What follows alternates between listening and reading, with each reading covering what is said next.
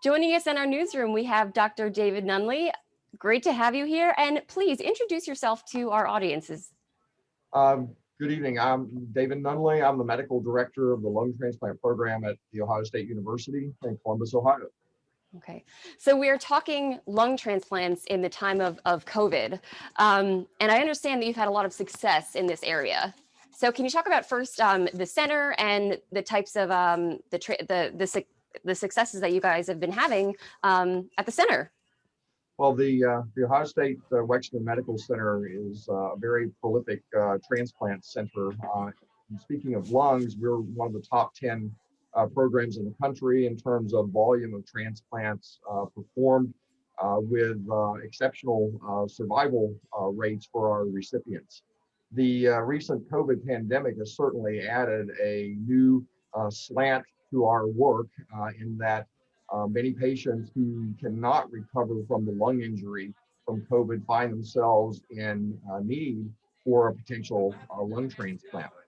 Um, and especially with this second surge that's happened since the fall, we've had over 20 referrals for patients who are either um, on a mechanical ventilator or requiring continual high flow oxygen who cannot be liberated from that level of support. And their hospitals have often reached out to us to ask if lung transplant would be an option. Unfortunately, not every patient can qualify for transplant, but we certainly evaluate everyone very carefully and have to date been able to perform 5 transplants for COVID-related injuries, while we have another 3 or 4 patients currently being considered for transplantation. Hmm. And just circling back, what not everybody does qualify for a lung transplant. It has to be sort of so severe that they get to that place where they need one. So what can you just talk briefly about how someone qualifies, or is it differ depending on the patient, or is Well, there a marker? every person has to be considered individually, of course. But with this COVID pandemic and the severe lung injury that can occur, one of the challenges we have is knowing when that lung disease is so advanced that it's unlikely to be reversible. Typically, if we see significant scarring in the lung tissue, that usually has been the trigger for us to consider transplantation at that time.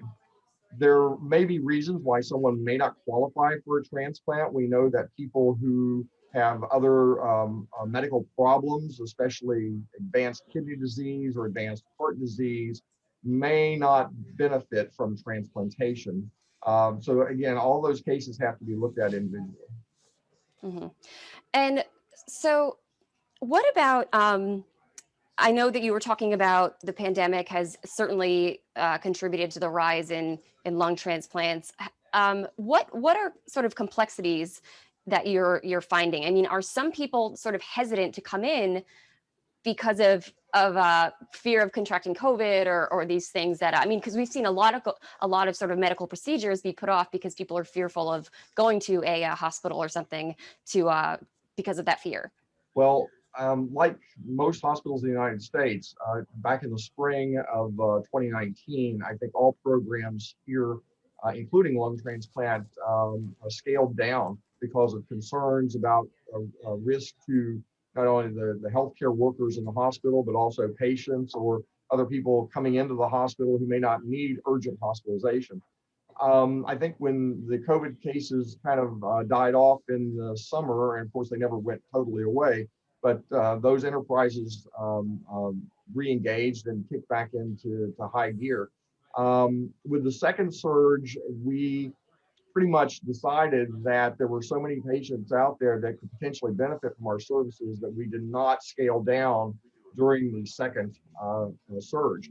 And I think, again, that has allowed us to consider these patients who may be in need for transplantation. So certainly that added a level of complexity that was a learning curve for all of us to figure out how to be able to continue to offer this during this time. Okay. Yeah, no, no, that's really interesting. I just wanted to move on to our next question, which was something about 6 weeks ago. We had there was a study that came out that a woman unknowingly received a lung transplant, and she became infected with the coronavirus because the donor had COVID-19. And I understand that we're doing better with testing, but how do we test someone who has passed? How do we know that? How do we do that? Like, do you have any sense of why that happened? Well, when testing became more widely available late last spring, early summer, certainly all donors were tested at their donor hospitals at least on two occasions to ensure that they were not infected. As you know, there are several types of tests for coronavirus, some that are rapid, some that are take longer but are more specific for identifying the disease. So all donors now are screened. In the case in Michigan, I don't have privileged information really on that case. However, like all medical tests, there is always a margin of error in any test. I would suspect that that donor was tested and probably had a false negative result. But again, I don't have inside Of information. course. But that's a very, very uncommon and rare occurrence. Exactly. And you were speaking about testing and that there's still sort of this lag, and we have these rapid tests, but right, about 40% in the 1 to 2 days after we get a test, we get a false negative. At least those are the statistics that I've recently read. And then 20% after, within 4 days. So would you recommend moving forward? And I know you've had much success in the way that you have been doing this, but in terms of testing and transplantation, what do you think? Should people, I mean, because you have to get that lung in there very quickly. So it's sort of weighing two things.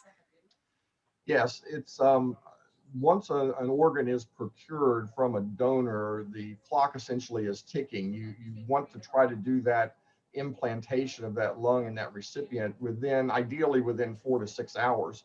And of course, that leaves you very little time to do confirmatory testing. So right now, what we have is kind of the state of the art in terms of doing the testing. Now, some donors, they will be at their donor hospital maybe for a couple of days before the procurement is done, and therefore you may have a little bit more opportunity in those individuals. Um, could you say that last part again? I just, No, I said, most when a donor becomes available, it takes some time to allocate all the organs that they may be providing. So some people are organ donors only for maybe 24 hours before before the surgery occurs, and others may be longer.